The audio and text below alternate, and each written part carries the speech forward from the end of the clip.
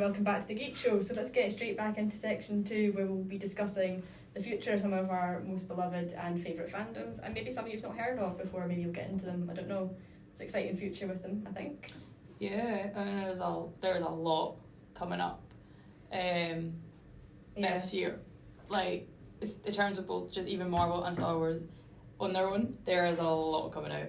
And so, do you want me to start? I think you've got all the dates written down. I do have all the dates written down. I actually googled all of them. I mean, I was just kind of sat there going, how many movies that can come out in like well, there's 2 or 3 also years? tons of TV shows, that's why. So, I guess the first one that's coming out for Marvel is Moon Knight, which comes out at the end of March. Which is quite promising. I'm not gonna lie.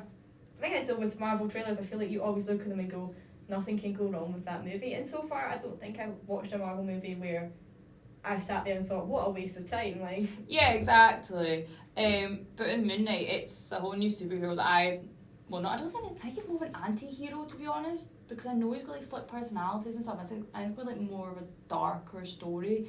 So I'd never heard of Moon Knight, so I had to Google him. But it looks quite dark. Even by the trailer, it looks quite a dark show.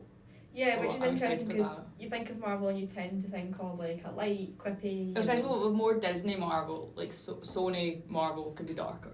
Yeah, which Because is like Sony Marvel has like Venom and stuff. yeah. I mean, it's promising that Marvel is looking at different types of movies now rather than just the and they all live happily ever sort of endings. Yeah. So what kind of movies are we looking forward to in Marvel Phase 4? Well, in Marvel Phase 4, we've got Doctor Strange Multiverse of Madness, which comes out at the start of May. The trailer was released, I want to say last week, maybe 2 weeks ago. Time is just a construct to me right now. It looks really, really promising, and the fact that there is a big cameo voice in it, Professor X, like played by Patrick Stewart from like the original X-Men films, like you don't see him in the trailer, but it's definitely his voice. And X-Men was always just going to be eventually, I guess, in Marvel. I mean, so I always felt like well, in the the MCU. X-Men we'd have to wait for them because obviously you had it was Fox that was working with X-Men, Yes. wasn't it? And then Disney bought them. Until Marvel has reclaimed Well, Disney. it back. They Disney bought Marvel kind of reclaimed it back. And then there's also the poster that got released for that, and people have been saying that apparently, if you look at this like shards of glass, one of them's more or less Deadpool, another one's Captain Britain from like the Marvel What If series. It's like the cartoon one they did like last year and stuff. There's many more, but that's on the top of my head right now. We also have Thor. Is it Love and Thunder? It's called. I think it's coming out in July. There's been no trailer or anything in that. And then there's Black Panther, which has been played by many issues recently. I don't know if it's going to be this year or next year. Yeah. So that's it that I can think of for the MCU. I mean, I think there's a few more shows coming out. But in terms of Marvel, there is the Spider-Man Across the Spider-Verse that comes out in November. Yep. So that'll fall into Spider-Verse, which was amazing. I love that film. It's so a great film. Like, you don't think it'll be great and then you watch it. And the different animation styles are great. And that actually sort of brings it back to Multiverse of Madness. In the trailer, they're like breaking through shards of glass, which I think is going to be the multi-dimension thing. And one of them is definitely a comic universe in the background, which is quite interesting because it's a live action film. I don't know how they're going to play with that. But then again, Disney can do animation that's proven at time and time again. So that's more of what I can think of on the top of my head from Marvel. Yeah. And what about Star Wars? I know there's a ton of stuff going on. Okay, so Star Wars, the big one is Kenobi. Yeah. Which comes out in May 25th, which is going to be 45 years to the day since A New Hope was released.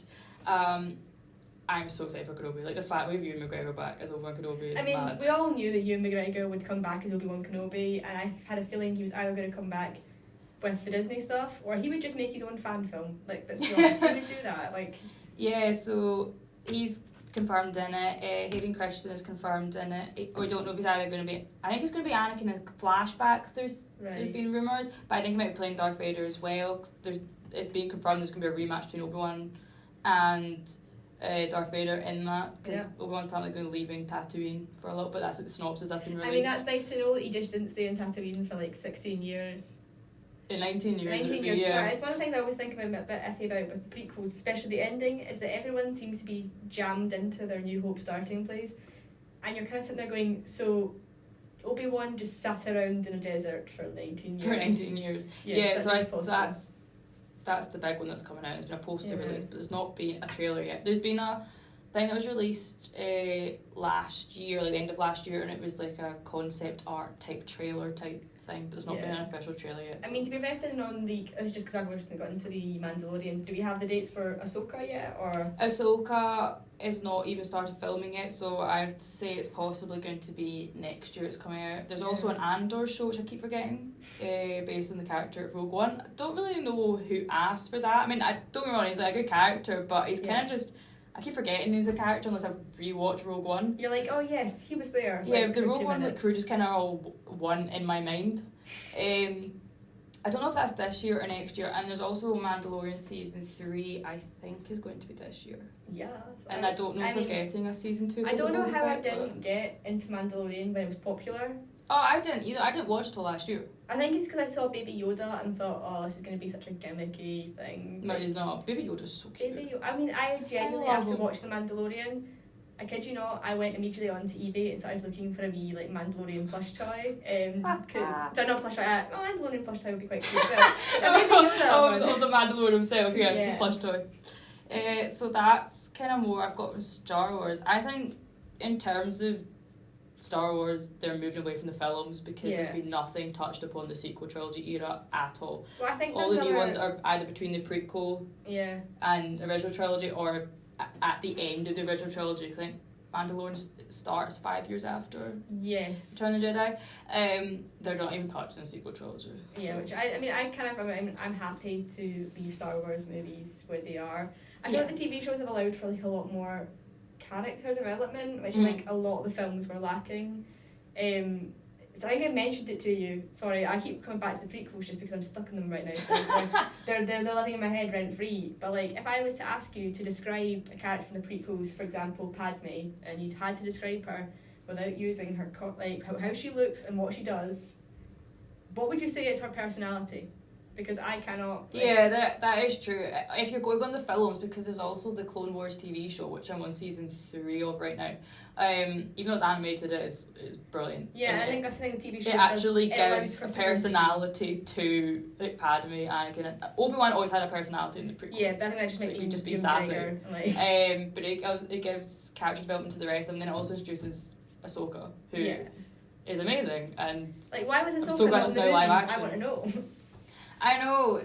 You know what? You can CGI in Greedo or Han shooting first. That debate, Like, depends which year's edition you watch of A New Hope. Depends on who shot first, Greedo or Han. We'll go into that because I think we would end up throwing things at each other. So what about let's look at Netflix, a big streaming. Stranger Things season 4 is coming, and it's literally just been announced last week. So it's not the last season. They have revealed that season 5 is going to be the last one. But this is going to be split into 2 parts. Okay. So volume 1 comes out 27th of May. Right. And volume 2 comes out July the 1st. There is rumours though that, so in previous years, they've just dumped all the episodes at once. Released. So you can just binge it all at once. There's apparently rumours going to be that it's going to be a weekly release. See, I've got I don't mind doing weekly releases, just because I do think the Star Wars ones are all weekly, which I quite like, and so are the Marvel ones. They're weekly. It allows you to actually go back and look at an episode again before you watch the next one, which sometimes helps because my memory is sometimes a bit like a sieve, where it will not pick up tiny little details. So I think Netflix is pretty much set for that. We've obviously got the Doctor Who 60th anniversary. Well, we've got the Legend of the Sea Devils episode, which is coming out March, April 10. There's no release date or trailer of that. And then the 60th anniversary special. No, it's not 60th, sorry, it's the centenary episode of BBC this year. The 60th will be next year. But the one in October, which is the centenary one, is Jodie Whittaker's last episode. Which is quite sad. I feel like I kind of want her to stay one more season. I think she's got a lot more to give. I just feel like her run has been cut short. And I guess, I know we don't want to talk about COVID, but COVID did cut down series 13. Yes. We know that. That's why it became one full story of 6 episodes. Yeah. I just feel like I'd love to see her under Russell T Davis's writing. I don't know who'd fix the fact that he's coming back is mad. I just keep thinking it's some sort of dream. I know. He literally is a massive part of our childhoods. He wrote the 9th and 10th Doctor eras. Exactly. The fact he's coming back is mad. And I don't know, I just feel like Jodie has had a bit of a rubbish run with her tenure on Doctor Who. And I feel I don't know. I mean, I'm looking forward to seeing who the next Doctor is. I don't know who it's going to be. Like, no, I don't even look at the rumours because they're always wrong. Like the rumours for who could be exactly. never correct. We've also got something nobody really asked for coming up, the Lord of the Rings TV series, which is on Amazon. I know nothing about this. I've not even seen the trailer. Have you read the trailer yet? Don't get me wrong. I adore Lord of the Rings and I love The Hobbit and I've read the books. I've got no interest in this show. Is it a prequel? It is going to be a prequel. I think it's going to follow Galadriel. I'm not 100% sure what the story's going to be. Yeah, no, because I know there is. I've got all even the prequel books, because there's Children of Hurin and this. I'm going to butcher this. This Silmarillion. Silmarillion. That's it. I've not actually read those two books. I need to do that. Is it either of those books, or is it a completely new thing? I think it's a completely new thing. Based around what Tolkien's written. I will not be too blunt with this, but I'm not a fan of Tolkien's writing outside of Lord of the Rings and The Hobbit. I do just remember saying to a history teacher, it was like reading a history book, and then realised I was talking to a history teacher who probably does this for fun. So yeah, it's just, and even he found it boring. I think we spent like a whole 10 minutes just talking about how boring I've read The Lord of the Rings. I mean, The Hobbit is more easier to read because it was and then Lord of the Rings was written as if, because at the time it was released, it was the kids who read The Hobbit were now adults to read Lord of the Rings. But I read Lord of the Rings when I was quite young. Yeah, it's like, it is a crazy thing that they're going to try again. But I also, Lord of the Rings, the movies are the one time I'll ever say the movies are better than the books. And that is only because I love the books, but they have so much unnecessary bits that you do feel like you're slogging through to just get back to the plot. Whereas the movie because like he is crazy. His world is his creativity is mad. He is such a geek at heart, like you can tell. But I don't know how, and also I'm not 100% sold on it being streamed by Amazon because I've never actually, apart from Good Omens, that's the only one I've ever watched by Amazon and thought that was okay. Like the rest of them are just kind of meh. Yeah, the other things that I've watched of Amazon have been non-fiction stuff. Yeah, I mean Amazon is great at making documentaries. Good Omens is the one I can think of that I've watched of Amazon that's fictional. Yeah, that's Amazon original. So I've watched like films that Amazon like have on their streaming services, but I think that's the only Amazon original. I could be wrong as fictional. But so it's just it's something to look forward to, I suppose. It'd be something I can kill time with. But yeah, I probably will give it a watch if there's nothing else on. But do we know when it's getting released? Maybe there probably is a release date as a trailer, but I just haven't looked into it. Yeah. So we have a lot to look forward to this year. We have a lot. So, I mean, what's the worst that can go wrong? Give us some Lord of the Rings and we'll see what happens. Yeah, I probably will give it a go, to be honest. Right, so we'll just give you another song and then we'll be moving on to our third section, which will be covering the Oscars and all the other awards we'll be getting. So the next song will be, it'll be King's Cross by the Pet Shop Boys, aka M's favourite song of all time, I think. I'm not too sure. Yeah, no, it is. I mean, you are grinning at me. Like, I love it. I'm a little scared, but it's okay. So let's hear it now.